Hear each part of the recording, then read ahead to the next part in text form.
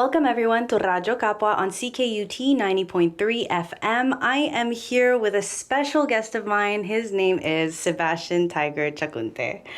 Thank you for being here. Yeah, no, thanks for having me, honestly. It's dope. I'd like to thank Ralia Connections and Desiree Ruiz for organizing this space for us to be able to record in this beautiful podcast room here on Saint Laurent. And yeah, I'd like to get into it. So yes, my special guest today, I said thank you already for being here, but you have no idea how much this means to me. The listeners already know I've been on here since the beginning. I've been mostly in the background. Mm-hmm. And you are basically the first person I'm interviewing by myself. The honor is huge. The honor is huge. And I have been following your journey and believe in your craft so much that I really wanted to highlight you. Actually, disclaimer is that, I know I already told you this, but I'm just going to let the listeners know, is that we usually do, if you've been listening to Radyo Kapwa for a long time, we usually do Black History Month, and on cède la parole to Black community leaders in Montreal to be able to talk about the community and what they do. But this year I was in the Philippines and the whole team has been so burnt out that we didn't necessarily think about how we were going to invite people and what we were going to do. We didn't prepare ourselves enough. And so we got to the month and we just ran our regular programming. We already had some episodes lined up and I was just like, oh, fuck, like, are we doing our representation? Are we doing our work? You know, like, are we doing what we're supposed to do? Because that's what we're here to do. We're here to share the space. We're here to highlight the cultures that are underrepresented. But then I went, well, what is Black History Month anyway? Like, is it just a Band-Aid for like the shit that you get put through? Mm-hmm. And I was like, who cares if I release an episode with a Black artist outside of Black History Month? Black history is fucking world history. Exactly. Thank you for saying that. Thank you for saying that, honestly. So yeah, I'm going to leave you the space now to tell us a little bit about yourself. Yeah, for sure. Artist name, Tiger Tchakounté. I've been making music for, I could say, the past decade or so. Rap artist, alternative hip hop artist. And yeah, it's been fun, honestly. Right now I'm back at releasing music full time. And yeah, I just have a lot of stories to share in general, and my past experiences as a human being. And yeah, that's what I love to do. I love that. Do you want to tell everyone where you're from? Yeah, for sure. So essentially I was born here, in Quebec City, Canada. But my parents are both Cameroonians, immigrated here in the 90s. I also have a sister who was born over there, and she came here with my mom as a little baby. But yeah, I'm from Cameroonian descent, but grew up Canadian. Okay, and then you moved to Montreal. Yeah, I moved to Montreal after high school in 2015. So I grew up around the Gatineau region. Well, I mean, I grew up in Gatineau essentially up till high school. Afterwards, I decided to move here. Just needed a change, and also moved here for school. And it's been honestly one of the best decisions that I've taken so far in my life. I consider Montreal home. Now it's been like a decade, and yeah, I just love the city. I really do. That's fair. What is like, I don't know if a lot of people know what Gatineau is like. Is it kind of like Montreal in a sense? Like, because it's Ontario? Nah, it's in Quebec. You know, like, and I'm happy that you're asking about Gatineau, because like, yeah, like everybody, somewhat weirdly enough, a lot of people know about the name Gatineau. Yeah, but we don't know much about Gatineau. No, like they don't like no, like people don't know about it, but people like heard the name because like we're right next to Ottawa, right? But essentially, the thing with Gatineau is that it's one of those cities where like when people immigrate in Canada, they go to obviously like the big metropolises, so like Toronto, Vancouver, if you come from the West, or Montreal or Quebec City. My parents came here through Quebec City. The thing is though, at the time, cost of living, because now it's a totally different thing, but cost of living at the time was way higher in those bigger cities than you could say like smaller towns like Trois-Rivières, Sherbrooke, or Gatineau. Gatineau has a big immigrant-based population. So solely just because there's a lot of jobs there for the government. My dad actually is a government worker. And yeah, after living in Quebec City for like a little less than 10 years, they just decided to move to the Ottawa-Gatineau region. There was just better opportunities there, and the cost of living was just more affordable. And yeah, a lot of immigrants take the same decision.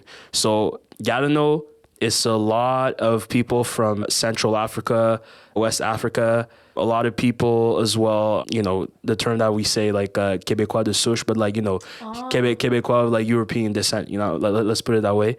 So there's a lot of Quebec people, a lot of immigrants, and also a lot of people from Ontario as well. So it's like It's a mix. yeah, I could say like it's a smaller like melting pot than Montreal, but it is still one. You know, it's a good representation of Canada, I feel.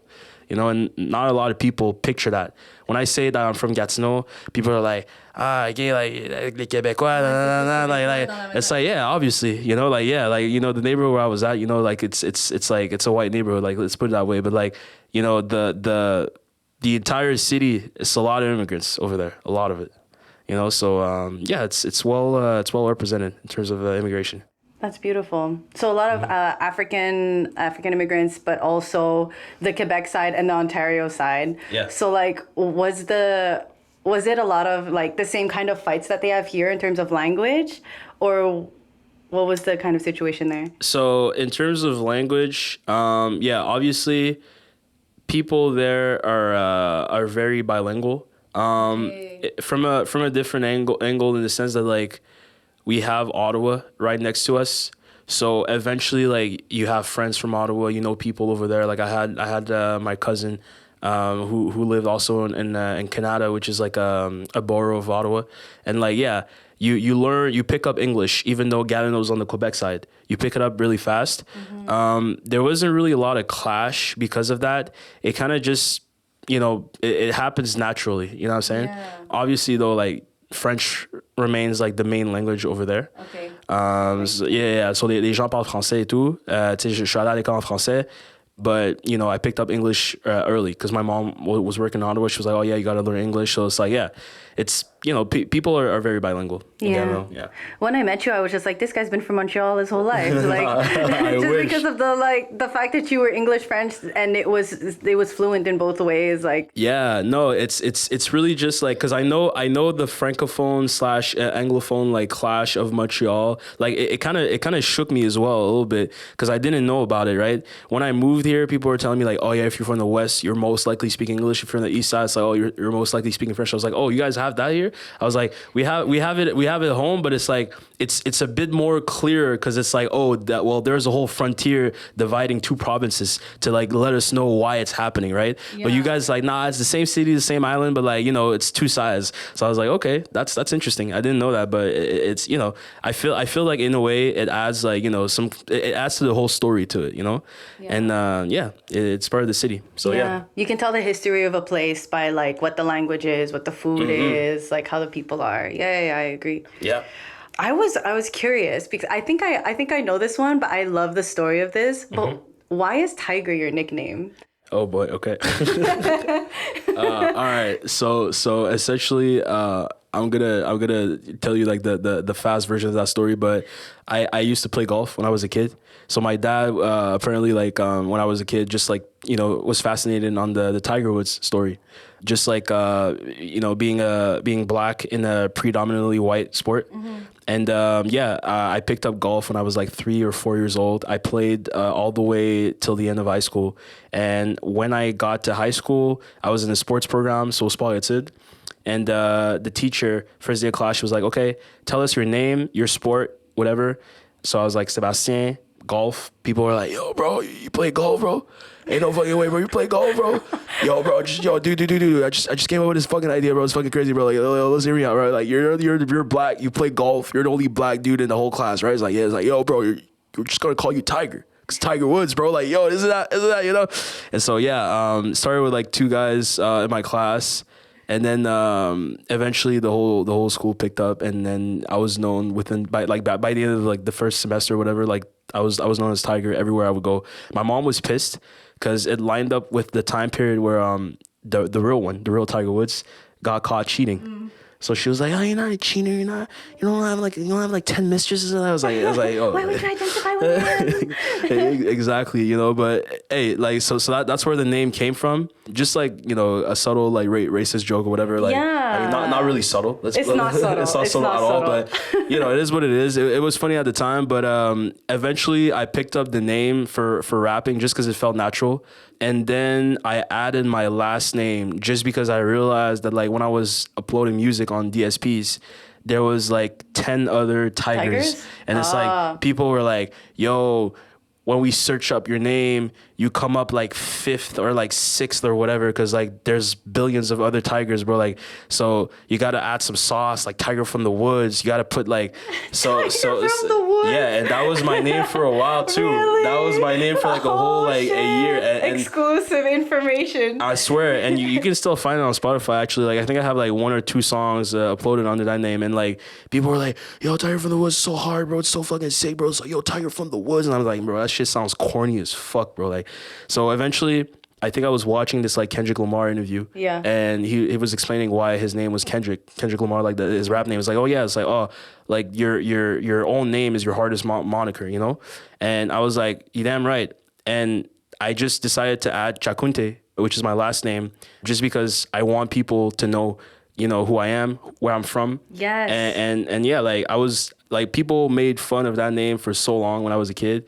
Like, I know a lot of people, like, immigrant can relate to that, but it's like, they like, "Oh, we can't even pronounce your name. We can't even fucking write it right," whatever. Like, to this day, like, people still don't know how to fucking write my name. But anyways, so I was like, fuck it. Like, I'll put it there, and like, people are gonna have to learn how to say it. You know what I mean? Like, I'm gonna make sure that, like, the music is so fucking good, you're gonna have to learn how to say my name right. Yeah. You know what I mean? And yeah, now I kept it ever since, and yeah. It's like reclaiming the nickname. Exactly. Yeah. So yeah, it's like I'm happy with that artist name, and it's really been a good representation of who I am in general.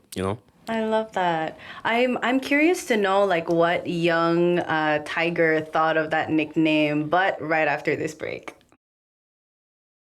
Welcome back to Radyo Kapwa on CKUT 90.3 FM. This is Laura, and I am joined by Tiger Tchakounté, one of my favorite artists on the island of Montreal. And he was right about to tell y'all, if it's not too deep, to ask about how he felt about the nickname Tiger when he was given that nickname. Yeah.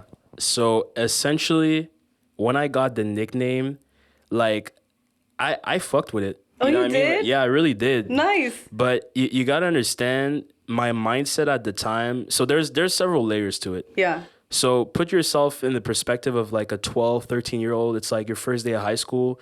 High school is very intimidating at that age. Like, you just feel like you want to get accepted. Yeah. You know what I mean? Because like now you want to be liked. Exactly. Like, you got people from other grades judging you and shit. You gotta, so you have to build, like, quote unquote, a reputation. So at the time, it felt good just because I was like, oh, okay, I guess it's their way to saying that they fuck with me. Yeah. You know what I mean? So I was like, okay, yeah, I'm down with that. And then, like, people were calling me Tiger and stuff. And it's like, I was like, okay, that's cool.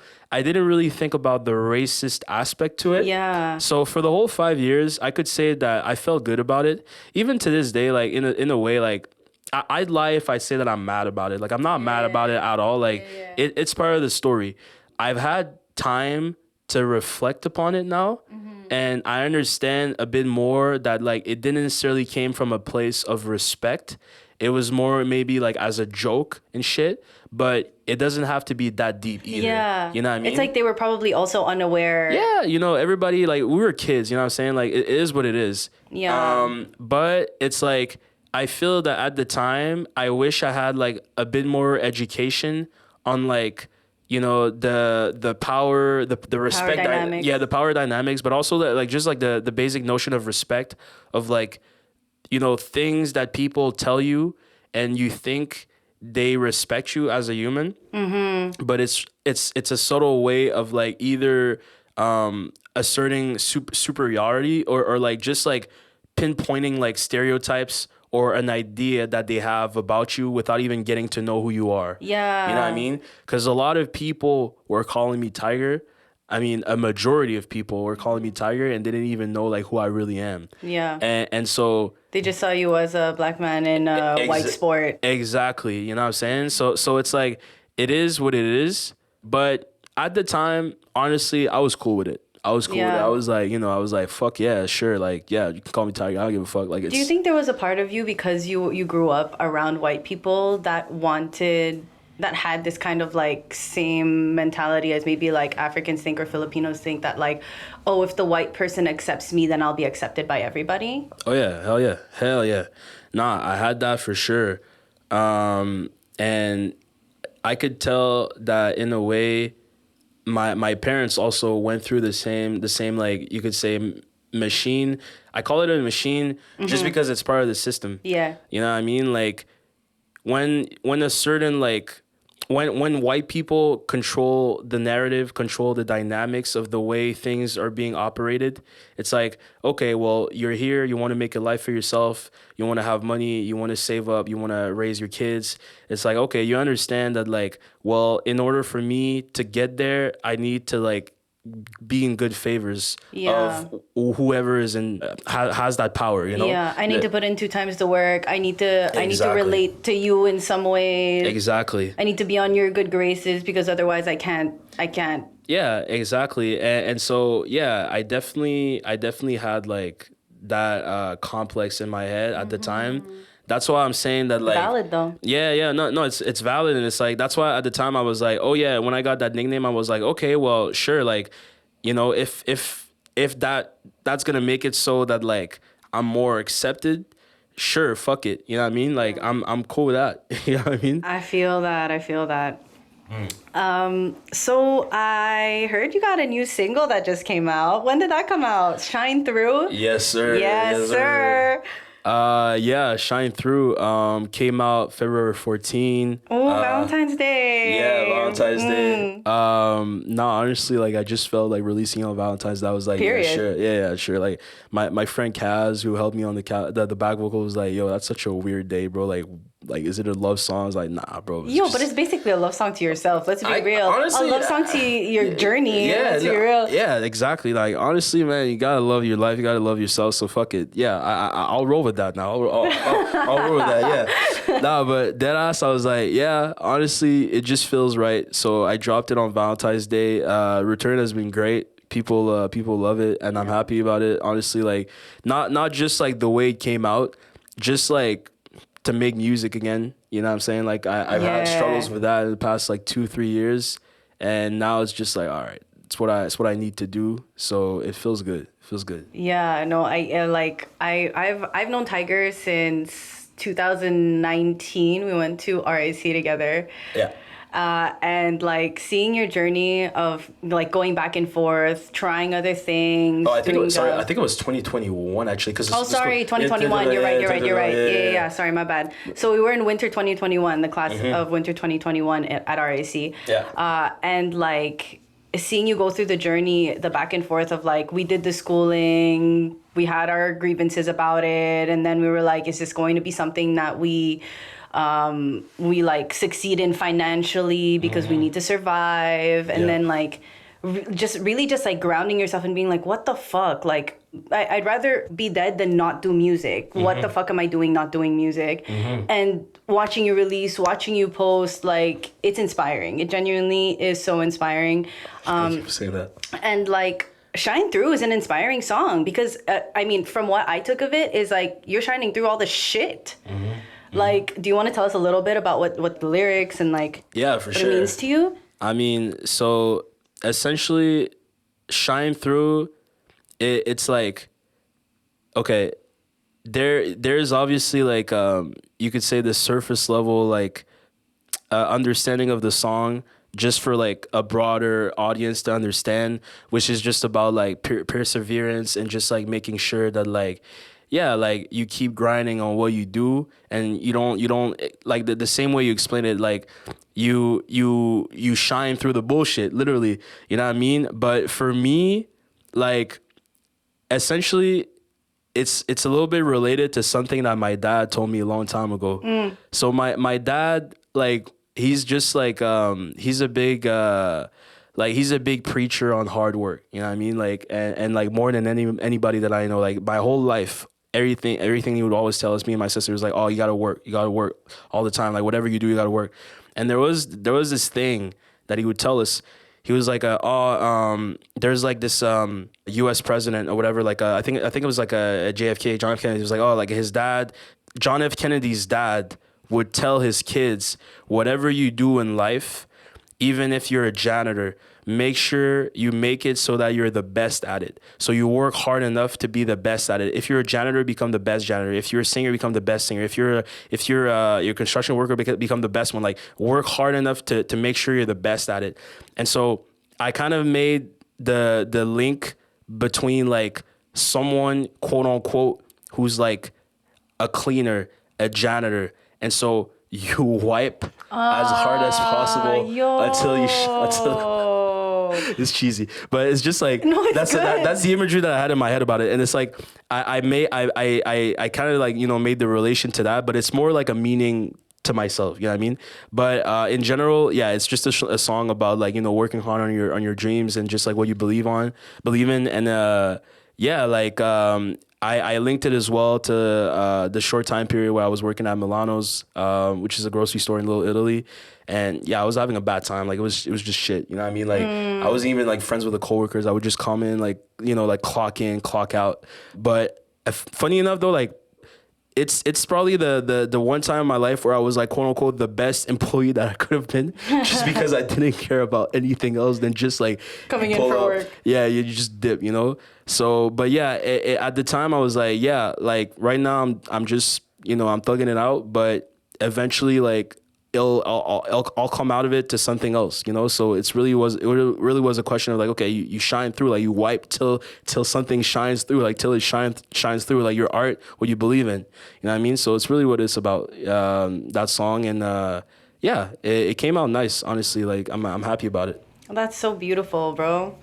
Like, see, this is like a representation of somebody that chose to do what their soul told them to do, aka make the music. And you just have no idea how many people are going to feel from this, in a sense where like I feel like it relates to the immigrant's perspective of like having to work hard when they get here. The person who lives back in the homeland who's trying to work hard to get to the West, which is the ideal that they have there. Like the person that's here that doesn't know what the fuck job, like they're at their job and they fucking hate it and they're trying to work through it. Like everyone who is struggling, trying to figure shit out, I feel like you really embodied that. And you embodied that by just following your heart, following your soul, like and I think that's a great example of that. Like, this is what we need to do. We're gonna help our community, we're gonna help our people by being authentically ourselves and following our light. Yes, absolutely. No, it's really what it is. I think it's like you know, back to what my dad used to tell us, like whatever you do, just make sure like, yeah, you put your mind, your soul, your heart, your blood to it, you know? And especially if it's something that you really believe in, you know what I mean? Like, c'est vraiment ça, genre, it's not it sounds like easy to just say it that way, but like, to me now more than ever, it's something that like I could say it took me a while to really grasp as a concept of just like hard work. And now like, yeah, I understand it more than before. That's for sure, you know? That's beautiful. We're about to cut to another break, so I think y'all want to hear this song. So this is Shine Through by Tiger Tchakounté. Yes. French Canadian PNG, pouring maple syrup before we slice you up with guillotines or mandolines. This cat is real hungry, yeah, he moving with the glue to knee. Never let a nigga slide away into impunity. Lose my fucking... And I can say without any dramatization whatsoever,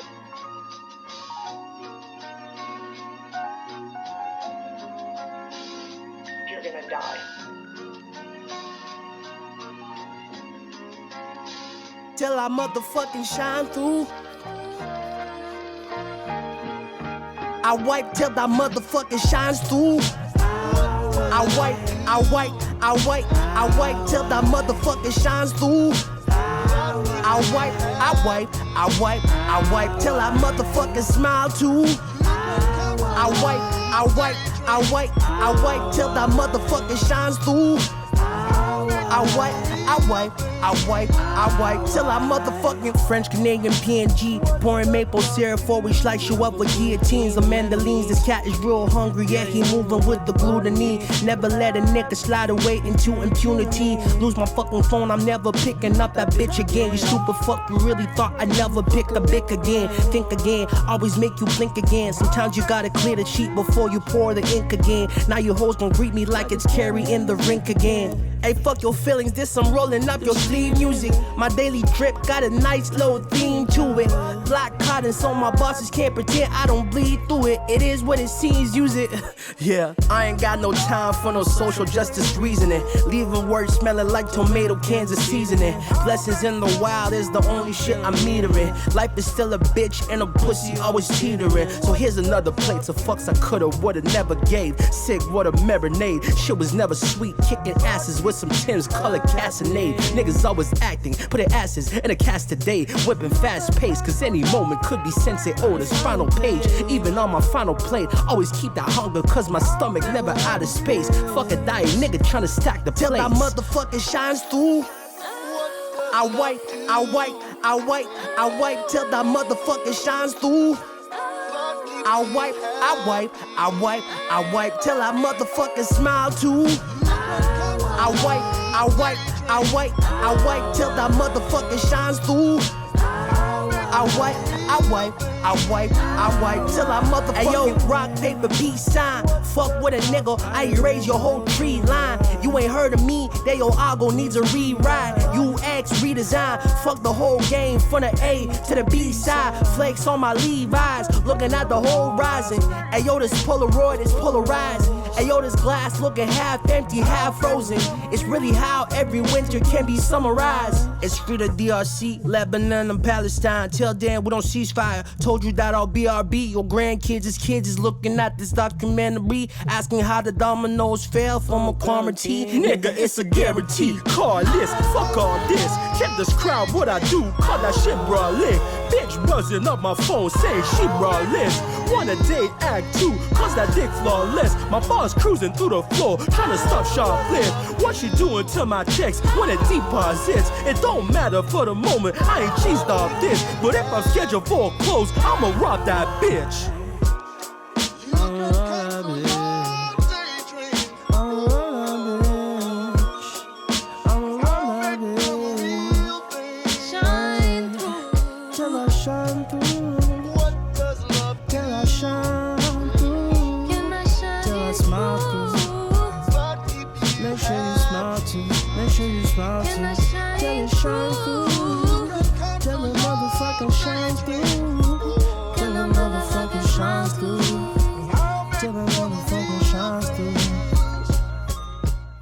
Welcome back to Radyo Kapwa on CKUT 90.3 FM. You are back here again with me, Laura, and Sébastien Tiger Tchakounté, who is the special guest today. So if you have missed the first, I don't know how many minutes of this interview, you are missing out on some good stuff.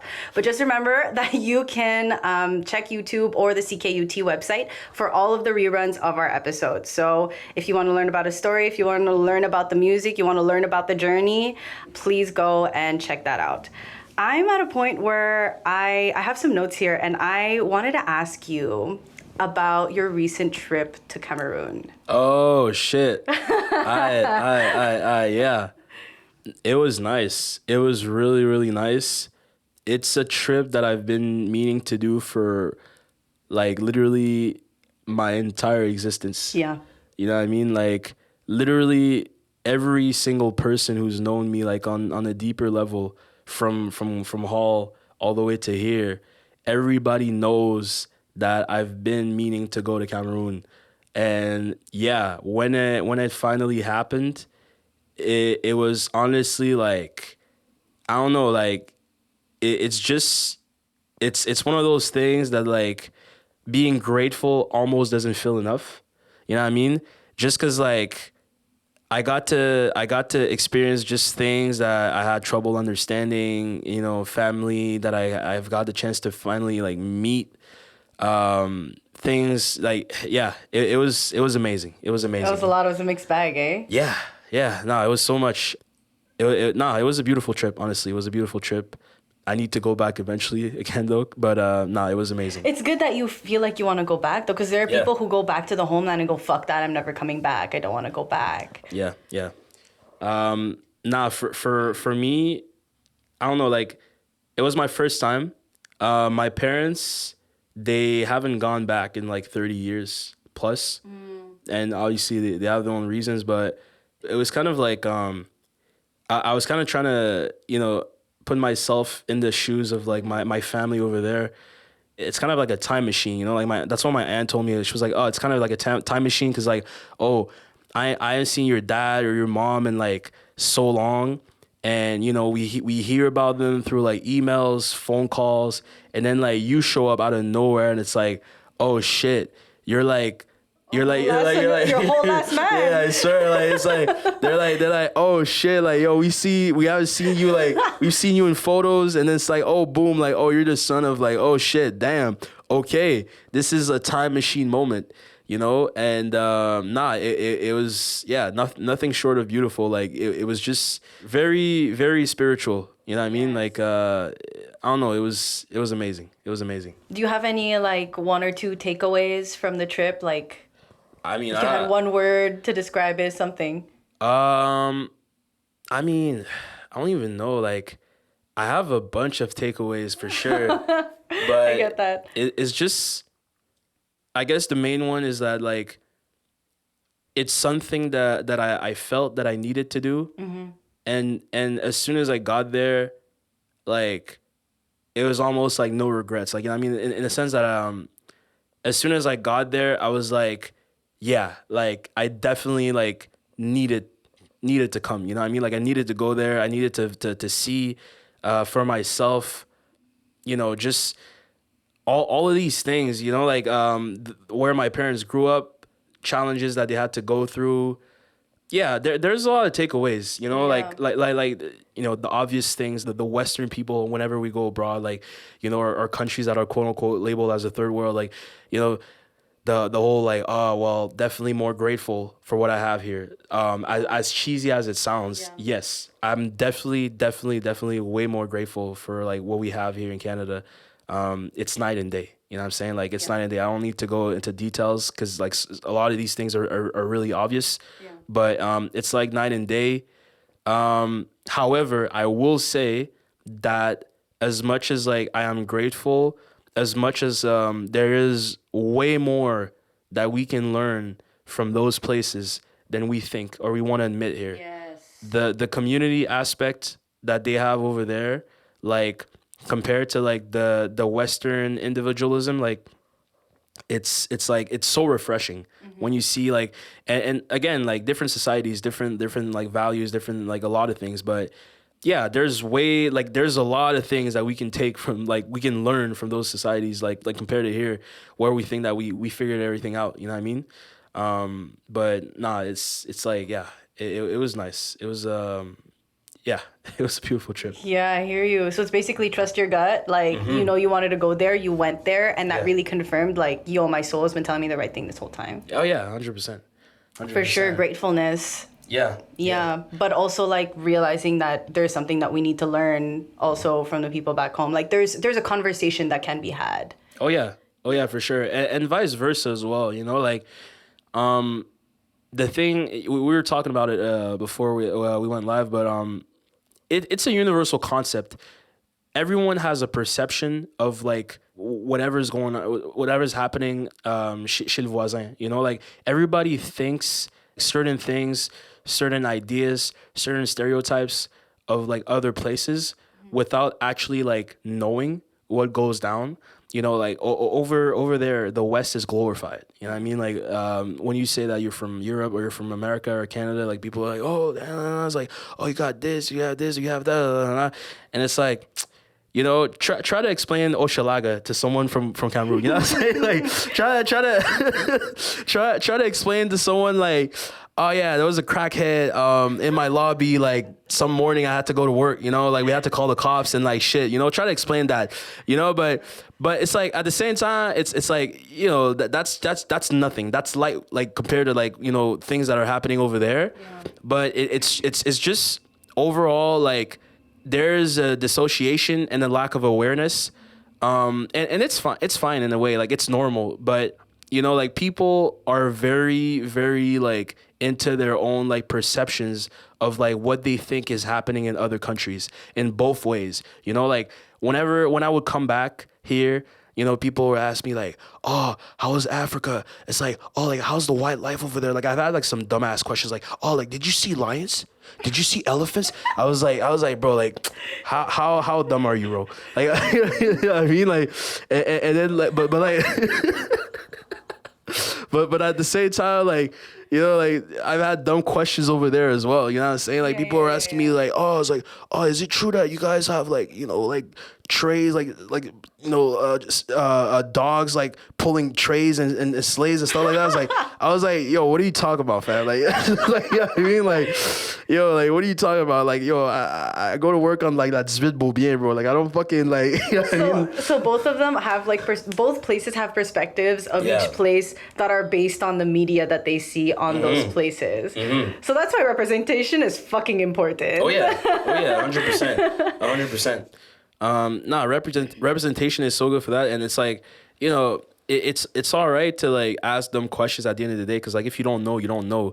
But like, you know, out of those questions, like it's good that like people take in the information and then use it for awareness, use it to like better their own judgment on people, on things, and like where people are from. You know, also not just like take for granted that like, oh, now that like you've learned a few things about a different diaspora, now you know everything about it. Like, nah, it's not how it is. But it's like, you know, there needs to be like a bit more awareness in general. And yeah. And even us as like diaspora kids or like people of the culture that we're from, like there's always something to learn. Even like being a Montrealer, there's always something to learn. I think there's always something to learn about everything, and I think we should all just be open to learning and not just being closed off and being like, nah, this is the way it is. It's got to stick this way. Exactly. Yeah. So we're going to be wrapping up. I have 3 last questions for you. Yeah, go ahead. And we're going to try to make it quick, because I think we've been on this conversation for a while. Yeah, I'm a yapper. No, I love it. And I know this, like, we're yappers. So 1 out of 3 questions. Yeah. What would you like to say to any young Black or brown artists considering this path in audio or music, producing, writing, etc., here or in the homeland? I would say that don't be afraid to go places. Like the world, we're constantly like, you know, placing judgment on other people, but also ourselves, based off of what we've seen. And, you know, like we haven't seen everything in the sense that like, yeah, just because you make a certain genre, just because you're from a certain diaspora, just because like your color, your skin color is a certain way, don't set boundaries for yourself to like where you can go. You know what I mean? Like I'm here, and I used to feel some type of way, like that I was feeling like alienated, like just like being me. You know what I mean? But like, yeah, nobody else can be you. You know what I'm saying? Somebody has to do it. It's like you're the best one at doing the job. And use that to go places, go further. Yo, I was thinking about that, like, yo, you are one of one. Like, all these pieces we're trying to buy that are, like, 1 of 100, 1 of whatever, like, bro, you are literally, all of us are 1 of 1. Yep. No, you are, and that's the thing. Like, obviously, there is some things that you have in common with other people, and that's what you need to use to make connections, you know, like to connect with people, tell your story. But even if you don't, that's fine, because people are going to hate, people are going to say whatever. But the one, and to me, it's the best compliment that you can receive, is that at the end of the day, whatever, like whenever you tell your story, people can all agree that like, okay, that's something that we haven't heard or haven't seen before. And to me, that's the best compliment that you can receive. Because it's like, okay, well, shit, now you have. You know what I'm saying? Now you have. Here I am. And that's why I'm saying, like you said, like, you are 1 of 1, literally. And that's all you need to be, 1 of 1. literally. Yeah. And use that to go places, 100%. And there are for sure going to be people that are up your alley. Like there are going to be haters, but there are also going to be people that understand you and that are going to be grateful that you spoke about this because they feel seen. You're going to have your niche of people. Not everyone is for you and you're not for everybody. And that's just the way it goes. So don't let that hold you back. Like don't let any haters or like the fear of like not being understood hold you back, because I'm sure there's somebody out there that feels the same way as you. Yeah. So I'm into my last 2 questions. It's actually 2 questions that we ask every person that we interview. Okay, shit, let's go. But I've formulated them for you. Are there any ways in which you have felt not black enough? Yeah, a bunch of times. And I mean, thank God I don't feel that way anymore, but like the way that I talk, you know, when I was playing golf as well, even the type of rap that I make, you know what I'm saying? Like more often than not, like people often will criticize you based off the fact that like if they can't pinpoint you to something that they already know, they're either gonna find a way to criticize you about it or just push you towards something, criticize you by pushing you towards something that they know or feel more comfortable about.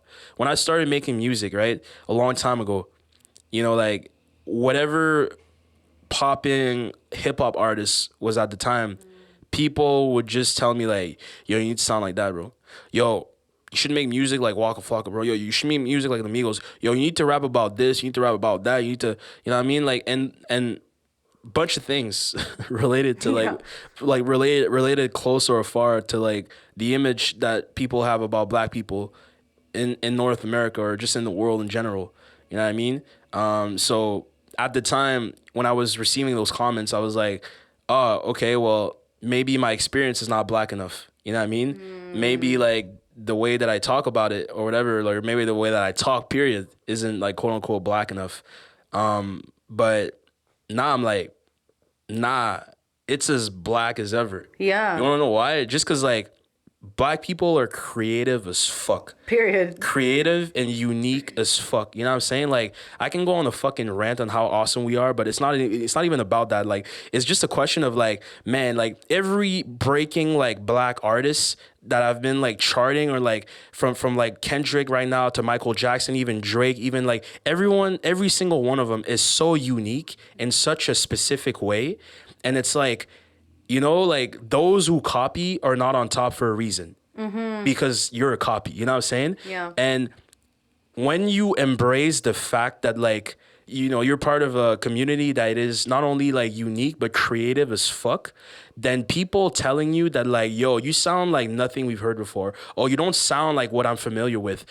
I'm like, fucking right, I don't sound like something you're familiar with, because that's not the fucking goal. You know what I'm saying? Like, that's not the goal. Like, yo, oh shit, it's like, okay, you don't fuck with like whatever I do right now, that's fine. Like that means you're not there yet. You know what I mean? Like I'm already ahead. Like you're not there yet. You know what I'm saying? And that's okay. You'll get there at one point.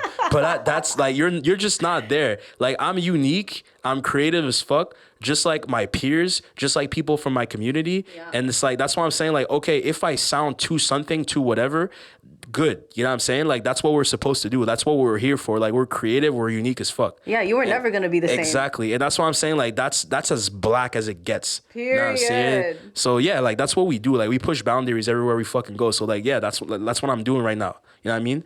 So yeah, like that it's really what it is. It used to bug me at the time, but now I'm like, nah, man, it's what it is. You know what I'm saying? Like that's what I'm here for. So yeah. Yeah. Like again, you're one of one. Exactly. And the last question is, so there's a word in the Tagalog language. It's called kapwa. It translates to the me in you. There's no me without you. There's no real direct English translation, but that's like kind of the gist. It's like very community based and like. I've also heard that there's a similar word in ancient African that is Ubuntu. I know there's a software called Ubuntu, but are you familiar with that word? Yeah. I'm not 100% sure of like the exact origin, but like yeah. But what does it mean to you? I mean, to me, because I've heard it in different contexts. So obviously, like tech nerd, Linux, you know what I'm saying? But also, I've heard it. I'm a big fan of basketball, the NBA. Yeah. There was a coach who was using it a lot on the playoff run that got him a championship in the 2000s for the Boston Celtics, and it was essentially like a word of rallyment to be like selfless. You know what I mean? To understand that like, success is a teamwork thing. Yeah. So I guess the way like for me, it's kind of something that you can bring to like your own community. You know what I mean? Like we were talking about like growing up to figure out ways to bring resources to our own communities, whether it's here or to the motherlands, and just be like, okay, like we want to bring help, we want to bring resources, like we want to bring like enlightenment to just like uplift the people, and in a way it's like it's good, but it's also like a very Western perspective. And when you do those trips, you're talking how you went to the Philippines, how I went to Cameroon. It's like when you understand how things really operate over there, you understand that it's like, okay, it's not a question of like one person can just show up and like change the whole game. You know what I mean? It's a thing of like you need everyone. You need your whole community to set their mind to not necessarily like do something in particular, but like to push a movement, a wave towards something that really benefits and empowers like your whole people. So that's how I see it in my head in a way. You know what I mean? That it's like, okay, it's not only just like teamwork, it's community, it's culture, it's really like your whole, like your people for the people, Period. I'm snapping because it's real, like, and I don't know if I don't think there's a direct English translation for either of those words, but that's like, that's what's beautiful. Yeah. Mm-hmm. So I want to thank you once again for joining us here on Radyo Kapwa. Thanks for having me. It was great. It was dope. It was a great interview. I really appreciate it. Thank you for sharing. Thank you for being open with us and like just being real. Yeah, always. We'd love to have you again another time. And is there any last words you have to say to the people who are listening? Go stream Shine Through, even though Spotify doesn't pay shit. Period. Go stream Shine Through, Tiger Tchakounté, Tchakounte with an accent, on Spotify, Apple Music, whatever streaming platform you use. And thank you for having me. It was dope. It was nice seeing you as well. It's been a while. I know. Yeah. It's so nice. Yes. Can you tell them where they can find you? You guys can find me. I'm mostly active on Instagram. So at Tchakounté, I'll spell it again, Tchakountay. That's my handle on Instagram. And that's where I post all my stuff. More music coming this year, 100%. Shine Through is the first of many. And go stream the song. Go stream the song as much as possible. And Shine Through's not the only one. I'm just saying, like, he has a discography and it's good. So go and listen to that. But also, stream the fuck out of Shine Through. Yes, sir. Thanks for tuning in to Radyo Kapwa on CKUT 90.3 FM. Catch us again next Wednesday from 2 to 3 p.m. Bye. See ya. Welcome, mabuhay, bienvenue à tous. C'est moi, Fanny Christo, et vous écoutez Radio Kapwa sur 90.3 FM CKUT. Nous sommes le mercredi 5 mars 2025 et on va parler de l'actualité des Philippines. Je vais vous présenter des articles d'un site web qui s'appelle Rappler, mais souvenez, ces histoires sont des fragments et vous pouvez trouver les liens des articles complets sur le site web de CKUT ou dessous les vidéos de YouTube pour cette émission. Okay, premièrement, reported by Ferdinand Cabrera on March 3. Fresh classes kill 2, force families to flee in BARMM special territory. In Cotabato City, a fresh wave of violence has forced villagers to flee their homes in the special geographic area of the Bangsamoro Autonomous Region in Muslim Mindanao as clashes between rival groups escalated since Saturday, March 1. The fighting has already left at least 2 men dead. The fighting between these MILF factions has continued, with local officials and MILF leaders struggling to mediate and restore order. CCAA, an independent non-governmental organization focused on conflict in BARMM, raised alarm over what it described as a dangerous pattern of violations, particularly regarding the implementation of the elections gun ban in the BARMM. To read about the exact details of this conflict, you can visit the Rappler website or find links to the story on the CKUT site or Radyo Kapwa's YouTube channel. Next up, posted on March 3, also on the Rappler website and written by Gabi Baizas, Malacanang seeks regulatory body for social media to combat online abuse. In a press conference held on Monday, March 3, the Presidential Communications Office, PCO, Undersecretary and Palace Press Officer Claire Castro stressed the timely need for a separate agency tasked with regulating social media. She cited the Movie and Television Review and Classification Board and Kapisanan ng Mga Broadcaster ng Filipinas as examples of regulatory bodies in the country. Castro also discussed the possibility of working with Congress to pass relevant legislation. Earlier in February, a tri-committee of the House of Representatives held public hearings to identify gaps in legislation aimed to counter disinformation. These hearings were snubbed by various pro-Duterte personalities who have since been issued subpoenas. She also called on Filipinos to exercise due diligence when consuming information online and advised them to consult reputable sources such as mainstream media organizations. The Philippines has long been dubbed patient zero for disinformation on social media. A number of politicians, including President Ferdinand Marcos Jr., have benefited from sophisticated disinformation and propaganda campaigns online. And remember, this was just a snippet of the full story, and if you would like to access the entire article, you'll find the link within this episode's descriptions on YouTube or the CKUT website, or you can search for it on the Rappler official website. Anyway, that's it for what's happening in the homeland, but we also going to bring it back to the local scene here in Montreal. But before we get into all of that, let's take a break with some commercials. And remember, you're listening to Radio Kapwa on 90.3 FM CKUT. We'll be back in a bit. Okay, this is Fenny Cristo, and you're tuned into Radio Kapwa on 90.3 FM CKUT. We've returned from des publicités, des chansons, donc maintenant il est temps pour des annonces de communauté. We have a lot to go over, so make sure you have something to write with and write on, or your calendar app is open, because we're going to talk about the events happening all across our lovely city. So yeah, 2 days from now, March 7, starting at 8:30 p.m. at Cafe Campus, Productions DRKGB presents Voodoo Shango Experience by the trio from Montreal, Beautiful Sabotage, and Sentai Dub Attack. You can find Beautiful Sabotage and get more details on this on their Instagram at Beautiful Sabotage Music. That same day, March 7, but starting a bit earlier at 6 p.m. at our friends Q per Concordia, Jalak returns with a watch party and chit-chat night, part of their Desi Queer social series, for a fun-filled evening. Bring your board games if you want and hang out over snacks and drinks. You can chill with old friends, make new friends, and enjoy a relaxed and inclusive atmosphere where you can be yourself. This is a pay-what-you-can event, and to get your ticket, you can visit their Instagram page at Jalak Montreal. Starting March 11 from 4 p.m. to 5:30 p.m., PTN is offering a gender exploration workshop that aims to explore the uniqueness of gender and gender expressions in relation to the self through the use of the creative arts, role play, embodiment, and other drama therapy techniques. You don't need any theater experience to participate, and you can register and get more information by visiting their Instagram page at P10 Montreal, or you can send an email to groups@p10.qc.ca.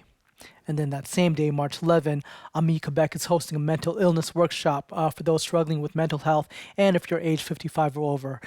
This event is called Life Might Feel Tough, I believe, and this 3-workshop series can be registered on their Instagram page at Ami Quebec, or you can visit their website at amiquebec.org. The next day, March 12, from 6 p.m. to 8 p.m. at Reggie's Bar, which is at 455 Boulevard Maisonneuve West. The School of Community and Public Affairs, CSPASL Concordia, is hosting a panel on anti-racism in Montreal's urban context, breaking structures, creating bonds. You can come join them for an exciting evening where they'll be breaking down barriers and creating bonds with like-minded individuals. This panel will be a discussion on combating racism in Montreal's urban settings, and it aims to understand how these systematic issues present themselves in society and how collective engagement and community education can help to combat them. Understanding Montreal's diverse history and how this history affects marginalized people today, as well as the importance of third spaces as a tool to build safe, thriving communities, will all be discussed at this panel. You can check out their Instagram page for registration at scpasa.concordia. So that's for the immediate upcoming events, but let's go a bit more forward in the future. March 15, starting at 3 p.m. and ending at 5 p.m. at La Place Commune, Collective 4891 is hosting another cafe and collage. Come enjoy a cozy afternoon of crafting and communication at Cafe La Place Commune, a non-profit solidarity cooperative in Park Extension. Open to all and no registration required, and all materials will be provided. Plus, the cafe will be open with vegetarian food and beverages for purchase. So you can get more info and visit their Instagram page at Collective 4891. March 19 from 6 p.m. to 8 p.m. at The Hive, located at SGH Concordia University. The School of Community and Public Affairs, SCPSA Concordia is hosting a panel, The University We Want, a discussion on the links between university structures, governance, privatization, and how to revolutionize these institutions from the bottom up. This panel will explore power dynamics and the repression experienced on campuses. Whose interests guide decision making? Whose interests do they serve? Well, these questions will be explored at this event. So you can check out their Instagram page for more info at scpsa.concordia. And then, this next event actually is something that I'll be involved in March 27, 28, 29 at 6 p.m. at Tangent Espace Orange, which is close to Metro Place des Arts. The Festival Access AZ with Santa Kapwa and a couple of other sponsors will be debuting the show called Piña by Fake Knot at Tangent Dance, a choreographic piece that explores diasporic identity and memory through dance music. So before each show, there'll be a mini fiesta featuring karaoke, Filipino bites, and an exhibition starting at 6 p.m. The Wilder Cafe Bar transforms into a true party with the sounds and flavors of the Philippines. As far as my involvement, Festival Access AZ has been hosting a series of workshops the past 2 months, led by Fly Lady Die.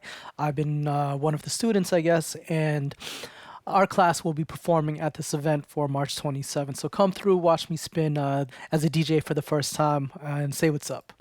So next event is another event that I'll be at March 29th from 1 p.m. to 5 p.m. and it's at Shift Concordia by Santa Kapwa.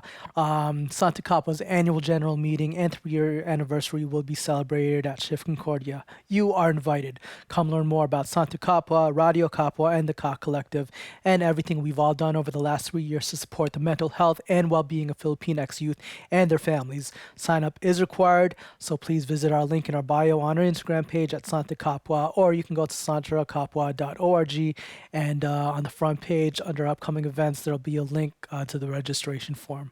So like I said, we had a lot to talk about this week, so I hope that you heard something of interest to you. Myself, I'll be at the Festival Access AZ event at Tangent Dance on March 27, and also the general meeting at Shift on March 29, and maybe the anti-racism panel at Reggie's. Actually, I don't think I mentioned it, but I believe our very own Vero will be taking part of that panel. Anyway, the community announcements also means that we are at the end of our show, so I do have to sign out, unfortunately. But before we say our goodbyes, remember to tune in again next week on 90.3 FM CKUT from 2 to 3 p.m. for more Radio Kapwa. This has been your host, Vinny Cristo, and mabuhay.